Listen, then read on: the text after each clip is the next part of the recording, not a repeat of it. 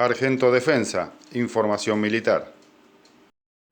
Ejército argentino, mantenimiento de material de artillería en unidades de montaña.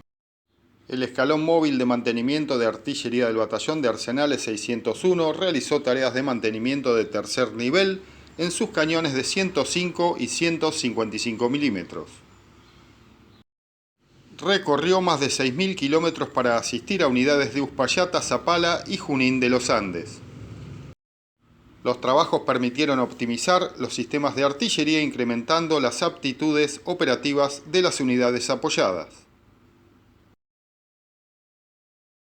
Cambiando de información, Escuela de Suboficiales del Ejército, Sargento Cabral. La batería de artillería durante el cuarto bloque operacional ejecutó el tiro de artillería con munición de guerra con material de 155 y 105 milímetros. A su vez, los aspirantes del primer año realizaron su primer disparo de artillería convirtiéndose en artilleros de Iriarte. Participaron de la actividad los aspirantes especialistas, mecánicos artilleros, mecánicos ópticos y mecánicos de munición y explosivos, brindando apoyo para el mantenimiento.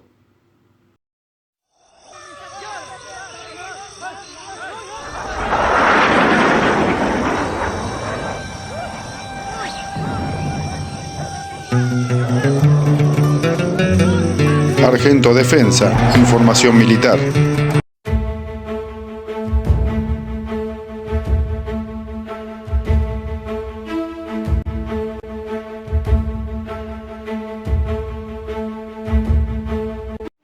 Argento Defensa, información militar.